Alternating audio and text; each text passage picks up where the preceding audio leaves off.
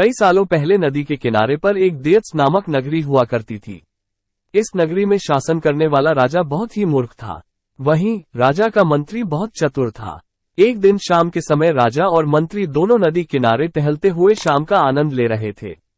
तभी राजा ने मंत्री से एक सवाल पूछा, क्या तुम बता सकते हो कि यह नदी किस दिशा में और कहां तक बहकर जाती है? मंत्री ने राजा को तुरंत जवाब देते हुए कहा कि यह नदी पूर्व की दिशा में बहती है और यह पूरब देश तक जाती है। इस पर राजा ने कहा कि वह नहीं चाहता कि हमारे देश का पानी पूरब के देशवासी इस्तेमाल करें। राजा ने मंत्री को नदी का पानी रोकने के लिए दीवार खड़ी करने का आदेश दिया। तभी मंत्री ने राजा से कहा कि ऐसा करने पर हमारा ही नुकसान होगा। राजा ने गुस्से में कहा कि पानी हमारा है और पूरब देश वाले मुफ्त में इसका इस्तेमाल कर रहे हैं और तुम बोल रहे हो कि हमारा नुकसान होगा। इसमें हमारा कुछ नुकसान नहीं होगा। तुम जल्दी से जल्दी नदी में दीवार बनवाने का काम शुरू कराओ। मंत्री राजा की आज्ञा का पालन करते हुए कारीगरों को बुलाता है और नदी के पास दीवार बनवाने का काम शुरू करवा देता है। नदी में दीवार बनाने का काम तेजी से चलने लगा और कुछ दिनों में दीवार बनकर तैयार हो गई।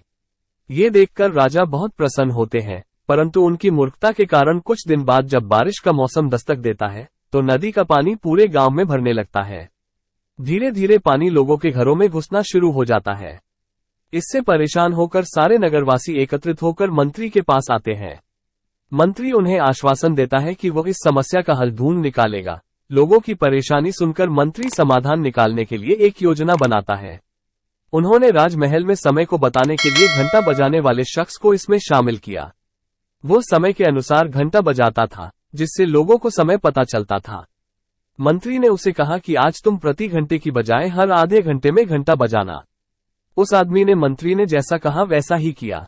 इससे जब सुबह के 3 बज रहे थे तो उसने 6 बार घंटा बजाया। 6 घंटे सुनकर राजा और सभी नगरवासियों को लगा कि 6 बज गए हैं और सुबह हो गई है।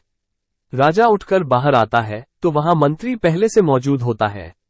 बाहर अंधेरा देखकर राजा मंत्री से पूछता है कि अभी तक सूर्योदय क्यों नहीं हुआ है। राजा के सवाल का जवाब देते हुए मंत्री ने कहा, महाराज प्रातःकाल हो चुकी है, पर हमने पूर्व दिशा वालों के यहाँ पानी को जाने से रोक दिया है, तो शायद इसलिए उन्होंने हमारे यहाँ सूर्य की रोशनी को आने से रोक दिया है।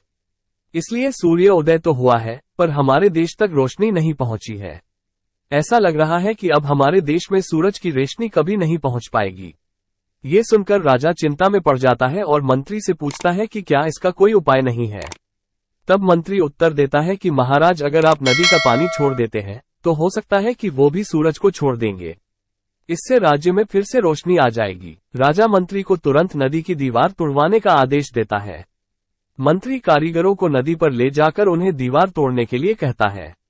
कुछ घंटों में कारीगरों ने दीवार गिरा दी और तब तक सूरज के निकलने का समय भी हो गया था।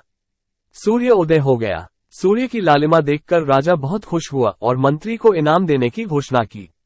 राजा ने मंत्री की तारीफ करते हुए कहा कि तुम्हारे कारण हमारे राज्य में फिर से सूर्य उदय हो पाया है और तुमने हमारे राज्य को अंधकार से बचाया है। इसके बाद मंत्री कहता है कि महाराज, ये तो राज्य के लिए प्रति मेरा फर्ज था।